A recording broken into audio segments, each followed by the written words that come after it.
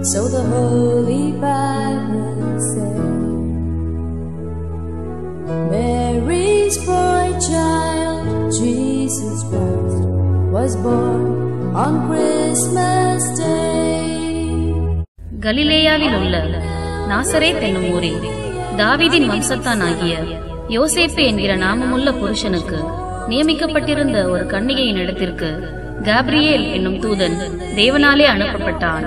அந்த கன்னிகையின் பெயர் மரியாள். அவள் இருந்த வீட்டில் இப்பொழுது தேவதூதன் பிரவேசிக்கிறான். கிருபை பெற்றவளே வாழ்க, கர்த்தர் உன்னுடனே இருக்கிறார். ஸ்திரீகளுக்குள்ளே நீ ஆசீர்வதிக்கப்பட்டவள். அவளோ அவனைக் கண்டு அவன் வார்த்தையினால் கலங்கி இந்த வாழ்த்துதல் எப்படிப்பட்டதோ என்று சிந்தித்துக் கொண்டிருந்தாள். மரியாளே, பயப்படாதே, நீ தேவனிடத்தில் கிருபை பெற்றாய். இதோ நீ கர்ப்பவதியாகி ஒரு குமாரனை பெறுவாய். அவருக்கு இயேசு என்று பெயரிடுவாயாக. அவர் பெரியவராயிருப்பார். உன்னதமானவருடைய குமாரன் எண்ணப்படுவார். கர்த்தராகிய தேவன் அவருடைய பிதாவாகிய தாவீதின் சிங்காசனத்தை அவருக்கு கொடுப்பார். அவர் யாக்கோபின் குடும்பத்தாரை என்றென்றைக்கும் அரசாளுவார். அவருடைய ராஜ்யத்துக்கு முடிவிராது. இது எப்படி ஆகும்? நான் புருஷனை அறியேனே. பரிசுத்த ஆவி உன்மேல் வரும். உன்னதமானவருடைய பலம் உன்மேல் நிழலிடும். ஆதலால் உன்னிடத்தில் பிறக்கும் பரிசுத்தம் உள்ளது தேவனுடைய குமாரன் எண்ணப்படும். இதோ உனக்கு இனத்தாளாய் இருக்கிற எலிசபெத்தும் தன் முதிர் வயதிலே கர்ப்பமாய் இருக்கிறாள். மலடி எண்ணப்பட்ட அவளுக்கு இது 6ஆம் மாதம். தேவனாலே கூடாத காரியம் ஒன்றுமில்லை. இதோ நான் ஆண்டவருக்கு அடிமை. உம்முடைய வார்த்தையின்படி எனக்கு ஆக கடவுது. இயேசுவின் தாயாகிய மரியாள் யோசேப்புக்கு நியமிக்கப்பட்டிருக்கையில் அவர்கள் கூடி வரும் முன்னே அவள் பரிசுத்த ஆவியினாலே கர்ப்பவதியானாள் என்று காணப்பட்டது. அவள் புருஷனாகிய யோசேப்பு நீதிமானாயிருந்து அவளை அவமானப்படுத்த மனதில்லாமல் ரகசியமாய் அவளை தள்ளிவிட யோசனையாயிருந்தான். அவன் இப்படி சிந்தித்துக் கொண்டிருக்கையில் கர்த்தருடைய தூதன் சொப்பனத்தில் அவனுக்கு காணப்பட்டு, தாவீதின் குமாரனாகிய யோசேப்பே, உன் மனைவியாகிய மரியாளை சேர்த்துக் கொள்ள ஐயப்படாதே. அவளிடத்தில் உற்பத்தியாயிருக்கிறது பரிசுத்த ஆவியினால் உண்டானது. அவள் ஒரு குமாரனை பெறுவாள். அவருக்கு இயேசு என்று பெயரிடுவாயாக. ஏனெனில் அவர் தமது ஜனங்களின் பாவங்களை நீக்கி அவர்களை ரட்சிப்பார். யோசேப்பு நித்திரை தெளிந்து எழுந்து கர்த்தருடைய தூதன் தனக்கு கட்டளையிட்டபடியே தன் மனைவியை சேர்த்துக் கொண்டான்.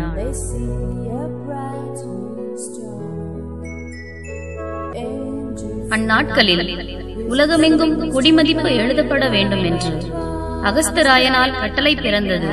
சீரியா நாட்டிலே சிரேனியோ என்பவன் தேசாதிபதியாய் இருந்த பொழுது இந்த முதலாம் குடிமதிப்பு உண்டாயிற்று. அந்தபடி குடிமதிப்பு எழுதப்படும்படிக்கு எல்லாரும் தங்கள் தங்கள் ஊர்களுக்கு போனார்கள்.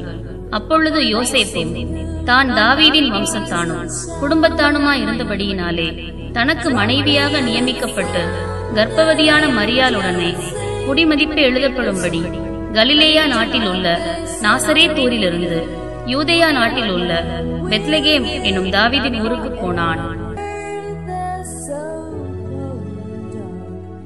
அவ்விடத்திலே அவர்கள் இருக்கையில் அவளுக்கு பிரசவ காலம் நேரிட்டது.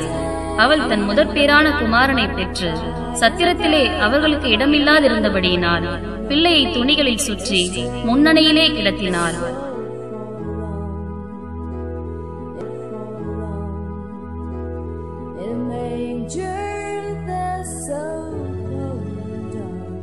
Mary's little boy was born.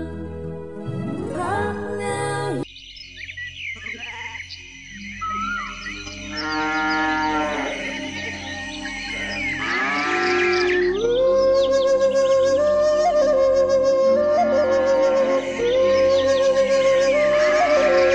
அப்பொழுது அந்த நாட்டிலே மேய்ப்பர்கள் வயல்வெளியில் தங்கி ராத்திரியிலே தங்கள் மந்தையை காத்துக் கொண்டிருந்தார்கள்.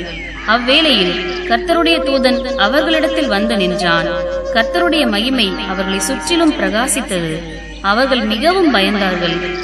பயப்படாதிருங்கள், இதோ எல்லா ஜனத்துக்கும் மிகுந்த சந்தோஷத்தை உண்டாக்கும் நற்செய்தியை உங்களுக்கு அறிவிக்கிறேன். இன்று கர்த்தராகிய கிறிஸ்து என்னும் இரட்சகர் உங்களுக்கு தாவீதின் ஊரிலே பிறந்திருக்கிறார். பிள்ளையை துணிகளில் சுற்றி முன்னணியிலே இருக்க காண்பீர்கள். இதுவே உங்களுக்கு அடையாளம். தேவதூதன் நமக்கு சொன்ன மாதிரியே நம்ம எல்லாரும் பெத்லகேம் ஊருக்கு போய் பார்க்கலாம் வாங்க.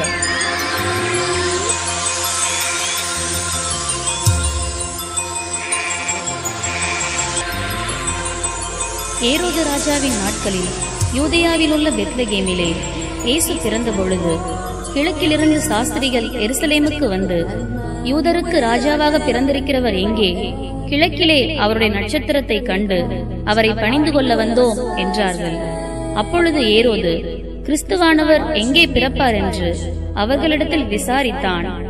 அதற்கு அவர்கள், யூதேயாவில் உள்ள பெத்லகேமிலே பிறப்பார்.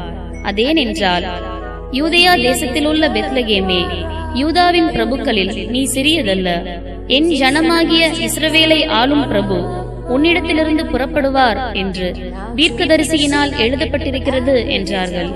அப்பொழுது ஏரோது சாஸ்திரிகளை ரகசியமாய் அழைத்து நட்சத்திரம் காணப்பட்ட காலத்தை குறித்து அவர்களிடத்தில் திட்டமாய் விசாரித்து, நீங்கள் போய் பிள்ளையை குறித்து திட்டமாய் விசாரியுங்கள்.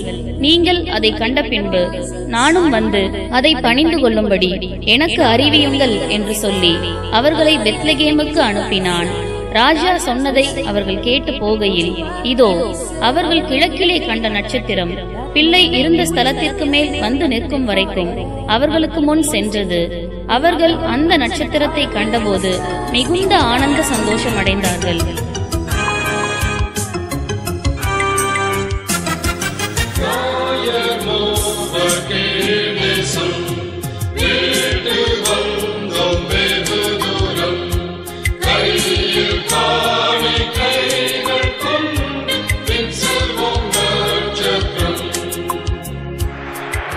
அவர்கள் அந்த வீட்டுக்குள் பிரவேசித்து பிள்ளையையும் அதன் தாயாகிய மரியாளையும் கண்டு சாஷ்டாங்கமாய் விழுந்து அதை பணிந்து கொண்டு தங்கள் பொக்கிஷங்களை திறந்து பொன்னையும் தூபவர்க்கத்தையும் வெள்ளை போலத்தையும் அதற்கு காணிக்கையாக வைத்தார்கள். அந்த நேரத்தில் திரளான தேவதூதர்கள் தோன்றி இயேசுவை ஆராதித்தார்கள்.